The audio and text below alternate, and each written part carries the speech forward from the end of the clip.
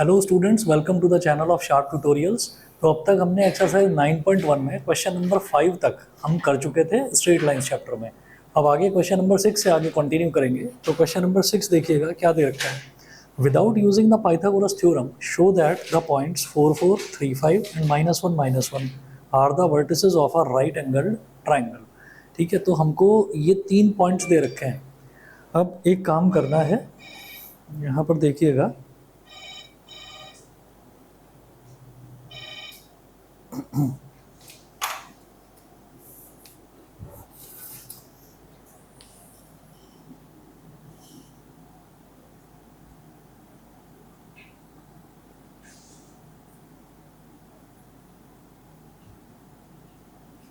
Exercise 9.1 का question number 6 देखिएगा। 3 points हमको दे रखे हैं। तो without using the Pythagoras theorem show that the points 4 4 3 5 and -1 are the vertices of a right angled triangle.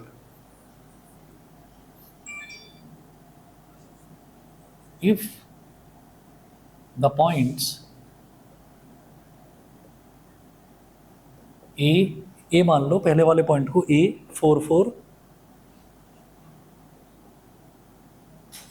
4 comma B 3 5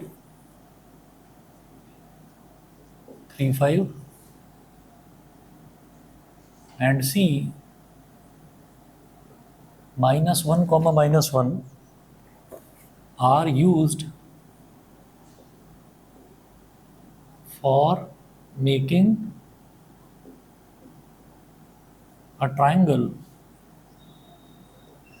are used for making a triangle, then its sides will be। तो अगर हम A B और सी, ये जो 3 points हमको दे रखे हैं, अगर इनको यूज़ करके हम 3 साइड्स बनाने की कोशिश करें तो वो साइड्स कैसे बनेंगी वो देखिएगा। ए और बी को यूज़ करेंगे तो एक साइड बनेगी ए बी, एक साइड बनेगी ए बी। अब इसमें देखिएगा,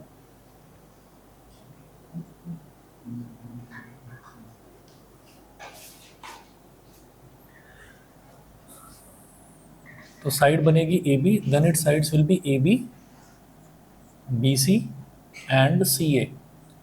अब मुझे ए बी, बी सी और सी ए की लेंथ नहीं निकालनी है, मुझे क्या करना है, ए और बी को यूज़ करके स्लोप निकालना है। तो आप ये कहें slope of A B, slope of A B का स्लोप क्या हो जाएगा। स्लोप का फॉर्मूला क्या होता है, जब कोऑर्डिनेट्स दे रखे होते हैं y2 - y1 upon x2 - x1। तो ये x1 y1 हो गया, ये x2 y2 हो गया। तो y2 - y1 मतलब 5 - 4 अपॉन x2 - x1 मतलब 3 - 4। तो 5 - 4 is +1, 3 - 4 is -1, 1 upon -1 is -1। Slope of A B. इसी तरह से निकालेंगे slope of B C. Slope of B C, तो b हो गया x1 y1 और c हो गया x2 y2। तो y2 - y1 मतलब -1 - 5, -1 - 5 अपॉन x2 - x1 मतलब -1 - 3। तो -1 - 5 इज -6, -1 - 3 इज -4। तो 2 2 ज़ा 4, 2 3 ज़ा 6, तो ये हो गया 3/2। इसी तरह से निकालेंगे slope of C A, slope of C A. तो सी ए का स्लोप निकालेंगे, मतलब सी को मान लो x1 y1 और ए को मान लो x2 y2। तो ये x1 y1 हो गया और ये हो गया x2 y2। तो y2 - y1 मतलब 4 - -1, 4 - -1 अपॉन x2 - x1 मतलब 4 - -1 अपॉन 4 - -1। तो 4 + 1 अपॉन 4 + 1, 5 अपॉन 5, ये कैंसिल आउट होकर 1 हो गया। हम ये जानते हैं कि अगर कोई भी 2 लाइंस का स्लोप का मल्टीप्लिकेशन -1 के बराबर होता है तो वहाँ पर क्या है कि उस जगह राइट एंगल बन रहा होता है। अगर दो लाइंस परपेंडिकुलर हैं तो उनके स्लोप्स का मल्टीप्लिकेशन -1 के बराबर होता है। तो हमने ये देखा कि ए बी का स्लोप और सी ए का स्लोप, इन दोनों का मल्टीप्लिकेशन -1 इंटू 1, ये -1 के बराबर है। तो हम ये कहेंगे since slope of A B into slope of C A B का स्लोप और सी ए का स्लोप, इन दोनों का मल्टीप्लिकेशन -1 इंटू 1, यानी कि ये -1 के बराबर है। दोनों के स्लोप्स का मल्टीप्लिकेशन -1 के बराबर है। देयरफॉर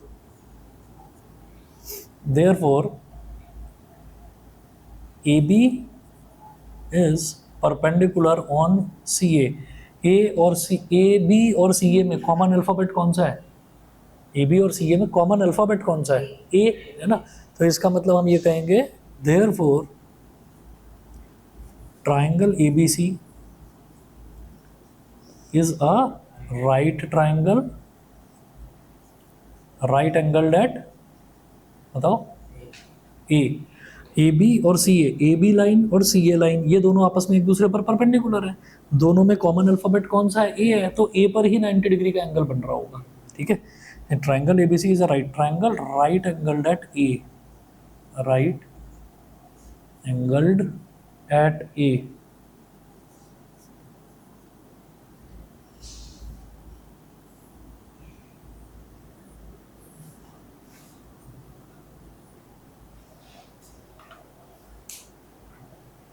नेक्स्ट देखिएगा, रख लो, ये बढ़िया कर रखा है।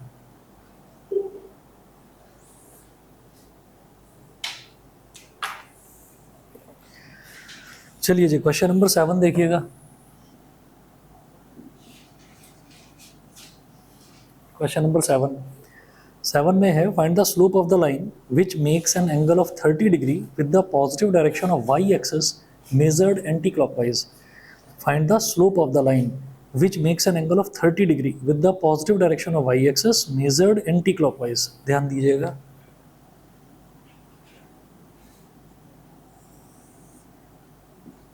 ये x एक्सिस है, मतलब इधर x और इधर x डैश, ये y एक्सिस है तो इधर y और नीचे y डैश। तो देखिएगा क्या करना होगा यहाँ पर। ठीक है, देखिए क्या बोल रहे हैं, find the slope of the line which makes an angle of 30 degree with the positive direction of Y axis. तो एक ऐसी लाइन है जो वाई एक्सिस के पॉजिटिव डायरेक्शन के साथ में 30 डिग्री का एंगल बना रही है, और वो जो 30 डिग्री है इट इज़ मेजर्ड, क्या लिखा है, anti clockwise, measured anti clockwise, मतलब ऐसे है। हाँ, लाइन किसी भी तरीके से आप मान लीजिए ऐसे गुजर रही है, लेकिन ये जो लाइन है ना, ये Y axis, positive direction of Y axis के साथ एंटी क्लॉकवाइज डायरेक्शन में एंगल कितना बना रही है? 30 डिग्री। समझ गए? बताइए जी, क्लियर है? अच्छा, तो यहाँ पर अभी बताता हूँ, इसको मान लिया P और Q। तो हमने ये कहा, इन्होंने बोला कि कोई एक लाइन दे रखी है और ये पूछ क्या रहे हैं कि उस लाइन का स्लोप निकालना है सिर्फ, जो कि वाई एक्सिस की पॉजिटिव डायरेक्शन के साथ, एक लाइन जो कि वाई एक्सिस की पॉजिटिव डायरेक्शन के साथ में एंटी क्लॉकवाइज डायरेक्शन में एंगल 30 डिग्री बना रही है। तो हम ये कहते हैं कि स्लोप निकालने के लिए मुझे क्या करना होता है, टैन थीटा निकालना होता है। ठीक है, और थीटा होता है एंगल जो कि एक्स एक्सिस की पॉजिटिव डायरेक्शन के साथ में बनता है एंटी क्लॉकवाइज डायरेक्शन में। यहाँ वाई एक्सिस के साथ में एंटी क्लॉकवाइज बन रहा है, तो वो नहीं चाहिए मेरे को, ये वाला एंगल चाहिए, ये वाला एंगल चाहिए। तो इसको बोल देंगे थीटा, इसको थीटा बोल देंगे। अब देखिए ये 30 डिग्री है तो ये भी 30 डिग्री, और ये हो गया 90 डिग्री। ये तो 90 डिग्री है ही, एक्स एक्सिस और वाई एक्सिस के बीच में एंगल 90 डिग्री होता है। तो हम ये कहेंगे let P Q be the line whose slope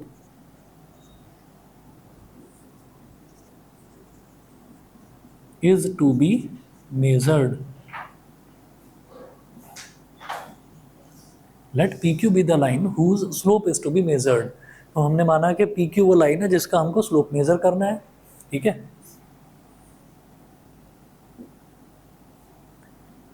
तो slope is equal to tan theta, where theta must be the theta must be the angle which the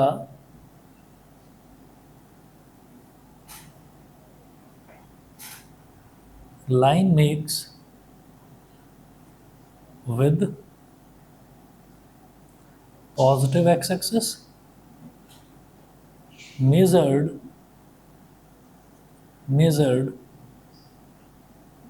anti-clockwise. Positive x-axis measured anti-clockwise.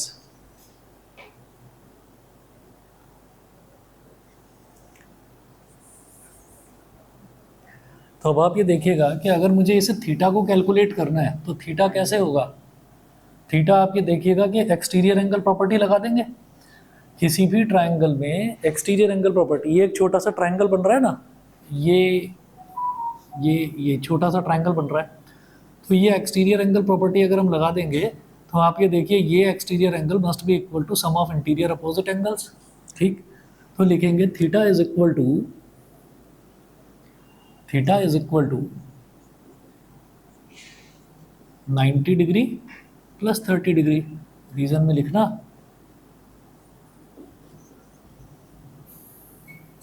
Exterior angle property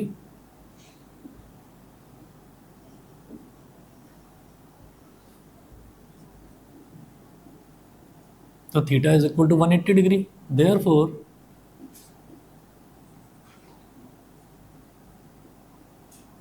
slope of line PQ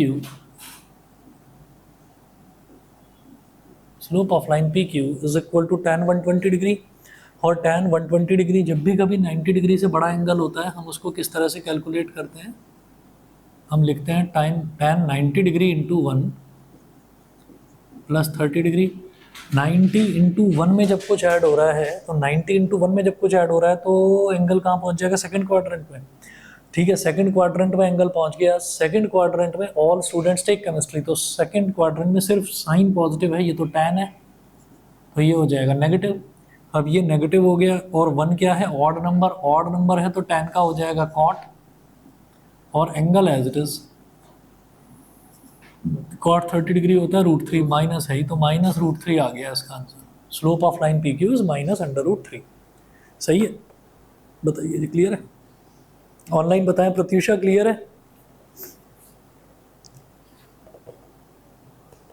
yes sir.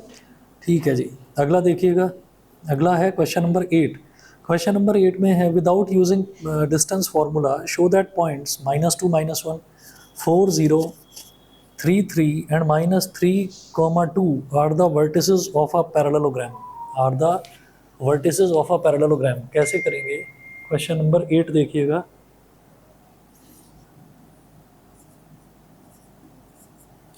Question number 8 देखिएगा। Distance formula use नहीं करना है। हाँ हाँ, ठीक है, बिल्कुल सही। एक तो ये तरीका है और दूसरा तरीका क्या हो सकता है कि जो डायगनल्स हैं, डायगनल्स का मिड पॉइंट अगर सेम आ जाए तो ठीक है। ये 10th में करा था, स्लोप वाला फंडा यूज़ करते हैं, वो ज़्यादा बेटर है। क्वेश्चन नंबर 8 देखिएगा। Let ABCD be a quadrilateral, अभी उसको पैरेललोग्राम नहीं बोल रहे हैं।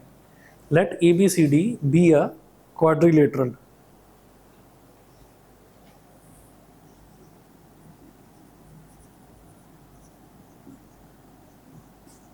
As shown. हमने मान लिया let ABCD be a quadrilateral as shown, तो क्वाड्रिलेटरल बना रहे हैं और सीक्वेंस ये रखेंगे जिस सीक्वेंस में ये नंबर हमको दे रखे हैं, लेकिन क्वाड्रिलेटरल को बनाएंगे ऐसा कि वो दिखने में पैरेललोग्राम जैसा दिखाई दे।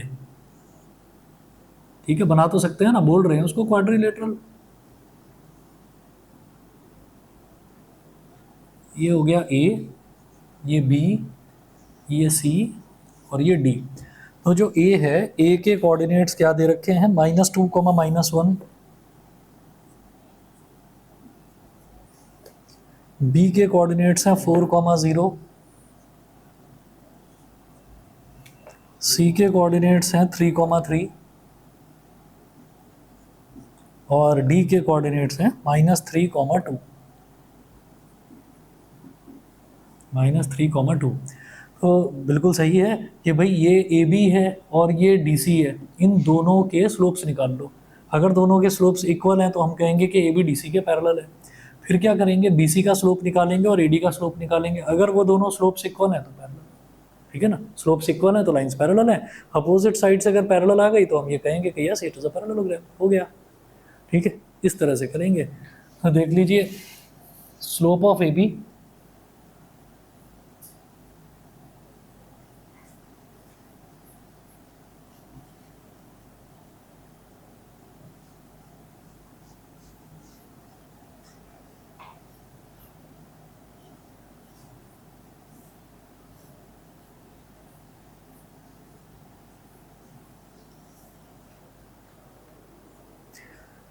स्लोप ऑफ ए बी, तो ए बी के लिए वही स्लोप जब निकालते हैं तो y2 - y1 upon x2 - x1। तो ये x1 y1 हो गया, ये x2 y2 हो गया। तो slope of A B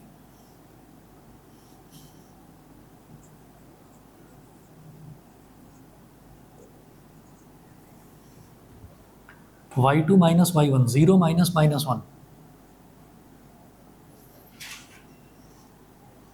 upon x2 - x1, 4 - -2।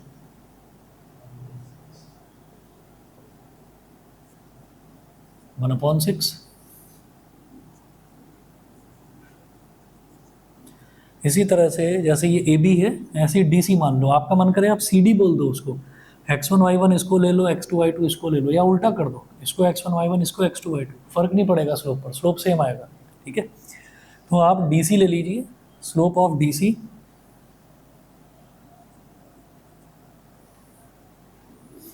y2 - y1, तो 3 - 2 अपॉन x2 - x1, तो 3 - -3।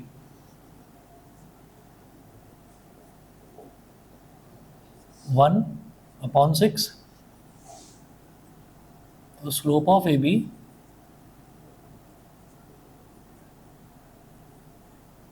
is equal to slope of DC. Therefore, AB is parallel to DC. Similarly,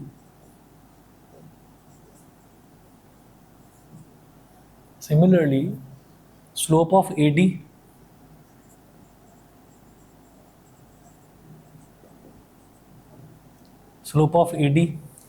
तो ये x1 y1, ये x2 y2, तो y2 - y1, तो 2 - -1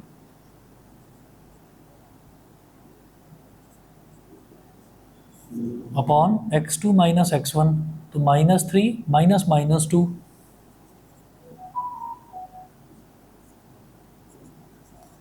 तो ये हो गया 2 + 1 और -3 + 2, 3 अपॉन -1 क्या हो गया, -3। तो ये तो हो गया स्लोप ऑफ ए डी। इसी तरह से निकाल लीजिए slope of B C.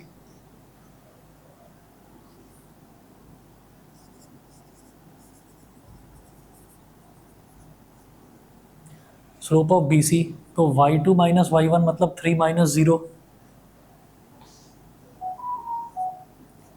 Upon x2 - x1 मतलब 3 - 4।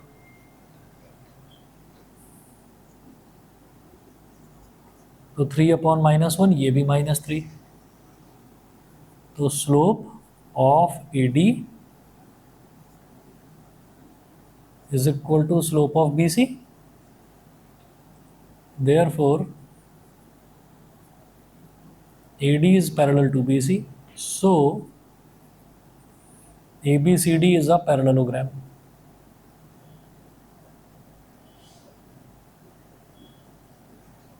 और यही चीज़ प्रूव करनी थी कि ये जो वर्टिसेस दे रखे हैं ए बी सी डी, ये जो 4 वर्टिसेस दे रखे हैं, they are vertices of a parallelogram. ठीक है, ये हुआ आपका क्वेश्चन नंबर 8। क्वेश्चन नंबर 8 के बाद में क्वेश्चन नंबर 9 देखिएगा। 9 में बोल रहे हैं find the angle between the x axis Find the angle between the x-axis and the line joining the points 3, -1 and 4, -2. ठीक है.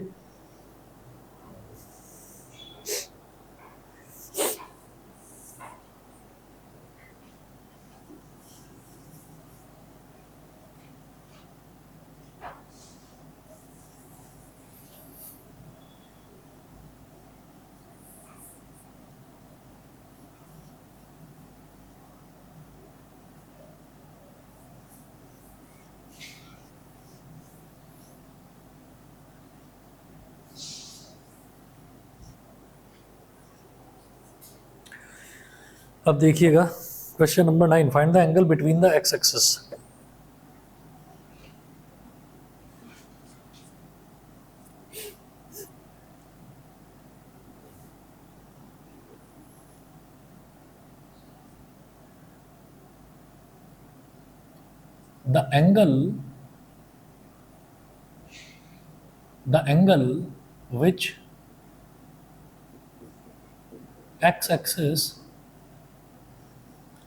the angle which x-axis makes with x-axis. x-axis अपने खुद के ही साथ, मतलब x-axis के साथ ही क्या एंगल बनाएगी? जीरो, कुछ एंगल ही नहीं बनाएगी.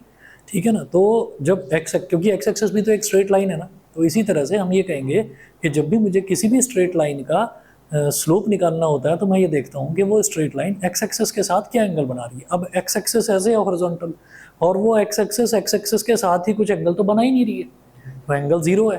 तो इसका स्लोप क्या हो गया? The angle which x axis makes with x axis is 0 degree. Therefore slope of x-axis is equal to tan 0 degree, और tan 0 डिग्री 0 ही होता है. ठीक है. Slope of another line, another given line,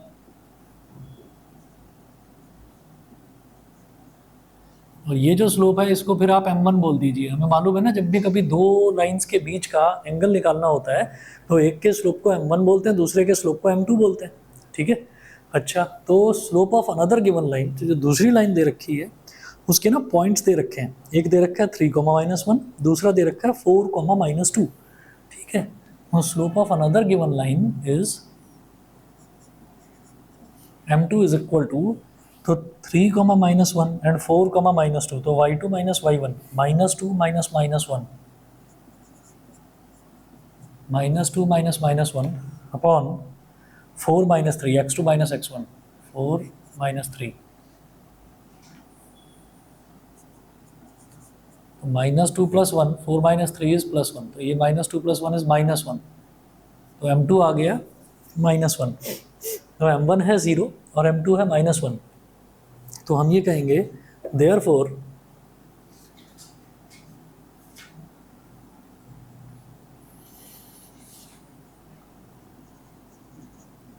angle between x axis and the given line is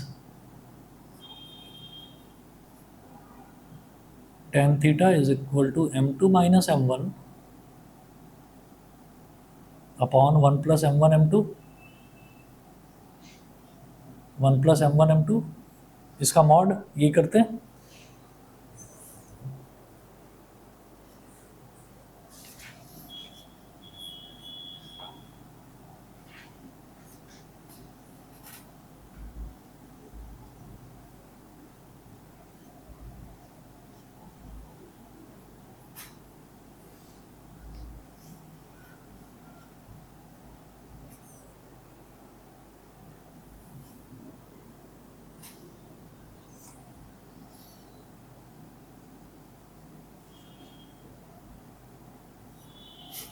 m2 minus m1, तो m2 क्या है -1, m1 क्या है 0.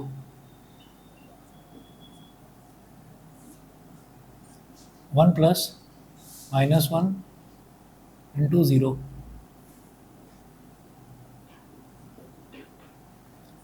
-1 अपॉन, ये तो 0 ही हो गया, तो tan theta is equal to 1, तो थीटा की वैल्यू कितनी हो गई 45 डिग्री। tan के, हाँ 45 डिग्री और 180 माइनस 45, मतलब 45 डिग्री और 135 डिग्री। ये समझ में आया 180 माइनस 45। देखिए ऐसा होता है जब भी कभी लाइंस होती है ना, तो जैसे मान लीजिए एक लाइन ये है और एक लाइन ये दे ही रखी है, एक्स एक्सेस दे रखी है, तो अगर यहाँ वाला एंगल 45 डिग्री निकल रहा है तो यहाँ वाला एंगल ऑब्वियसली 135 ही निकलेगा, क्योंकि ये दोनों के दोनों लीनियर पेयर हैं, ठीक है ना।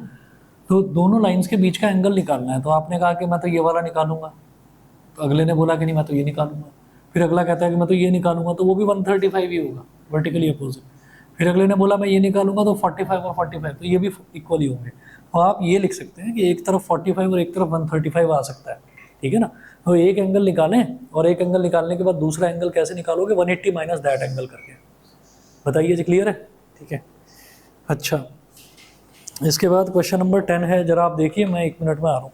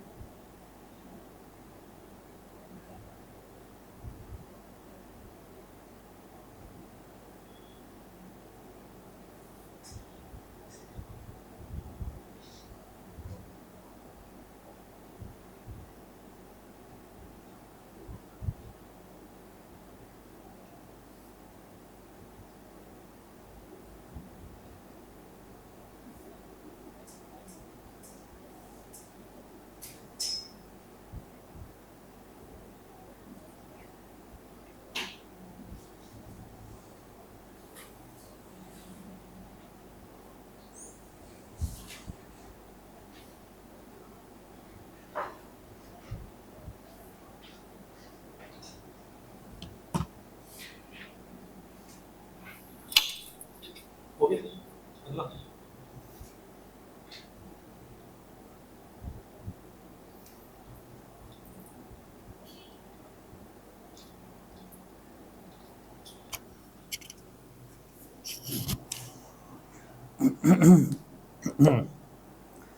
जैसे है ना question number 10, the slope of a line is double of the slope of another line if tangent of the angle between them is 1/3। Tangent of the angle between them मतलब tan theta, है ना, tan theta 1/3 दे रखा है। तो वो कह रहे हैं find the slopes of the lines. तो एक का स्लोप जो है वो दूसरे के स्लोप का डबल दे रखा था। Slope of a line is double of the slope of another line. तो यहाँ कहेंगे let the slope of first line be m1 and second line be twice of m1।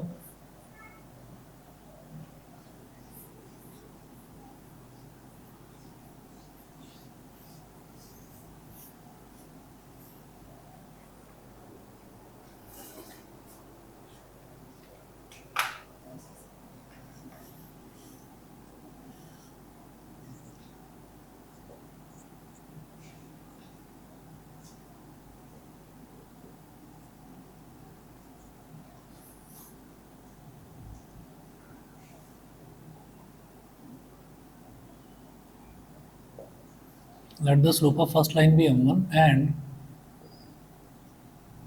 second line be m2 is equal to twice of m1। ये दे रखा है। अच्छा, given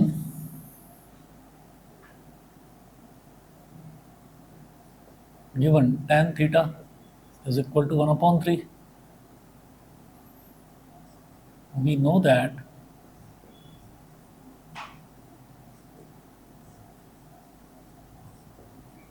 tan theta is equal to m2 minus m1 upon 1 plus m1 m2 इसका mod. अच्छा, मैंने बताया था कि जब भी हमारे पास मॉड के अंदर वैल्यूज़ नंबर्स के टर्म्स में होती हैं तो तब तो उसका रिजल्ट पॉजिटिव ही लेते हैं, और जब भी कभी अंदर कोई अननोन आएगा ना तो रिजल्ट प्लस भी होगा और माइनस भी होगा, प्लस माइनस में रहेगा। तो tan थीटा की वैल्यू दे रखी है 1/3 is equal to under root m2 की जगह आप क्या लिखेंगे 2m1 minus m1 upon 1 plus m1 into 2m1। तो 1/3 is equal to 2m1 minus m1 is m1 upon 1 plus 2m1 square. ठीक है, और अब अगर मॉड हटाना है तो रिजल्ट प्लस माइनस में आना चाहिए, मतलब m1 upon 1 plus 2m1 square plus minus 1/3। तो एक बार ऐसे लेंगे कि m1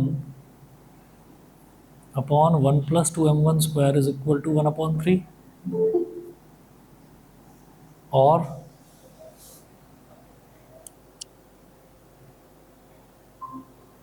और एक बार क्या लेंगे m1 upon 1 plus 2m1 square is equal to minus 1/3। ठीक है, तो क्रॉस मल्टीप्लिकेशन करेंगे तो 1 प्लस 2m1 स्क्वायर इंटू 1 क्या हो जाएगा 1 प्लस 2m1 स्क्वायर, और 3 इंटू m1 क्या हो जाएगा 3m1। एक तो ये हो गया। ऐसे इधर करेंगे तो minus 1 plus 2m1 square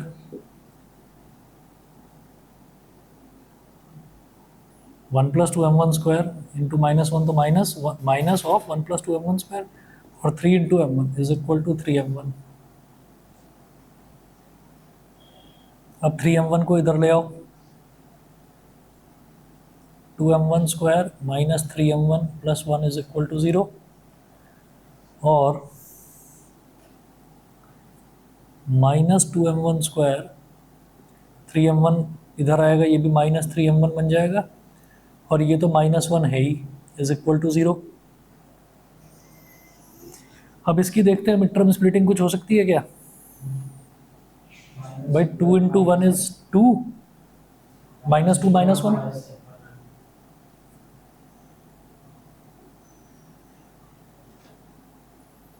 minus two M one minus M one plus one is equal to zero.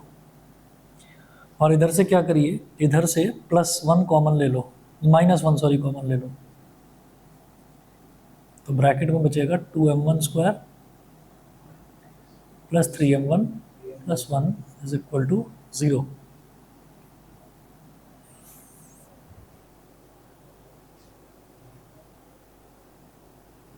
और ये क्या हो जाएगा, इधर आप टू एम वन कॉमन ले लोगे तो ब्रैकेट में क्या बचेगा, एम वन माइनस वन, इधर माइनस वन कॉमन ले लो, ब्रैकेट में क्या बचेगा, M one minus one is equal to zero. और इसी तरह से इधर क्या करेंगे, इसका भी मिड टर्म स्प्लिटिंग वही two M one plus one M one, तो two M one plus M one three M one हो जाएगा और two into one is two हो जाएगा।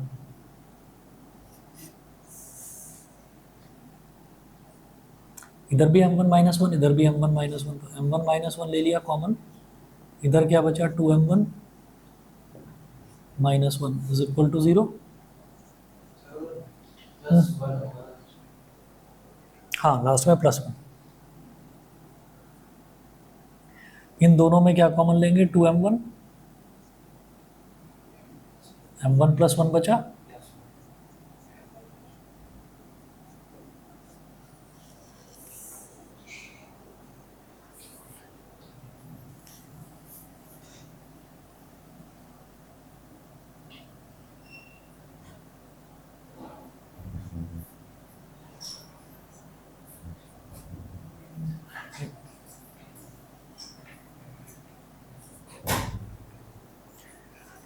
तो यहाँ से एम वन की वैल्यू वन और एम वन की वैल्यू वन बाई टू,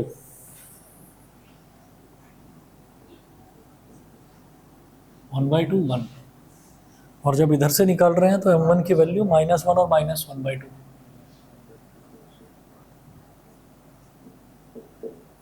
ये आ गया। Therefore M one is equal to plus minus one by two और plus minus one, and M two जो कि ट्वाइस ऑफ एम वन के इक्वल है वो क्या हो जाएगा, इसका डबल करेंगे तो प्लस माइनस वन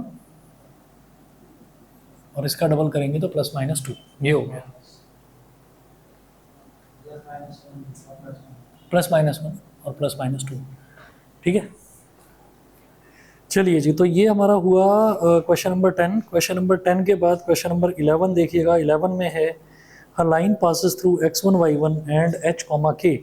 एक लाइन है जो x1 कॉमा y1 से पास हो रही है और h कॉमा k से पास हो रही है। If the slope of the line is m, अगर स्लोप लाइन का दे रखा है m, show that k minus y1 is equal to m into h minus x1। A line passes through x1 comma y1 and h comma k।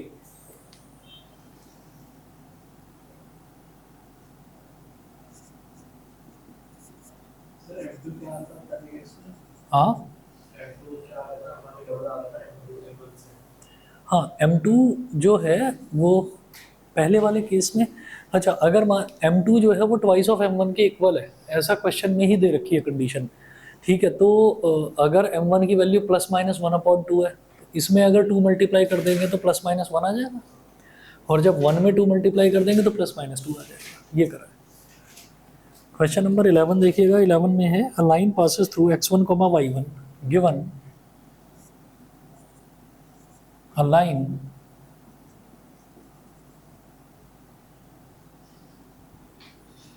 passes through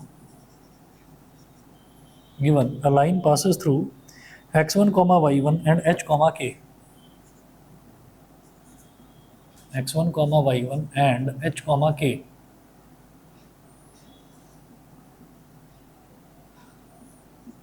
and its slope is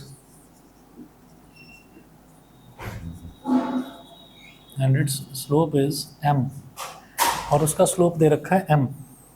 ठीक है, अब क्या करेंगे, line का slope ये दे रखा है, गुड इवनिंग, और इसका लाइन का स्लोप जो है ये m दे रखा है, तो हम क्या कहेंगे, स्लोप ऑफ द लाइन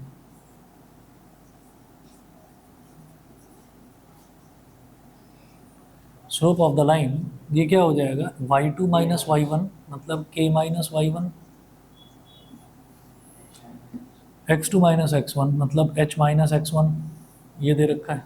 और slope of the line, line का स्लोप कितना दे रखा है, लाइन का स्लोप दे रखा है m। तो m is equal to k minus Y one upon h minus X one. इसको इधर ले आओ, m into H minus X one is equal to k minus Y one. ठीक है, और यही तो प्रूव करना था, k माइनस वाई वन, ये प्रूव हो गया।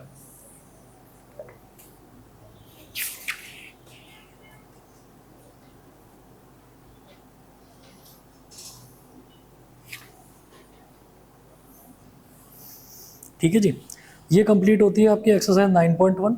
इसके बाद जो नेक्स्ट टॉपिक है ये है various forms of the equation of a line. ठीक है, ये फॉर्म्स फिर नेक्स्ट क्लास में कर लेंगे, क्योंकि अभी उतना टाइम नहीं है कि मैं ये करवा पाऊँ। इंट्रो भी इसका हो नहीं पाएगा, नेक्स्ट क्लास में करवाता हूँ। ठीक है, चलिए जी, इतना कर लीजिए।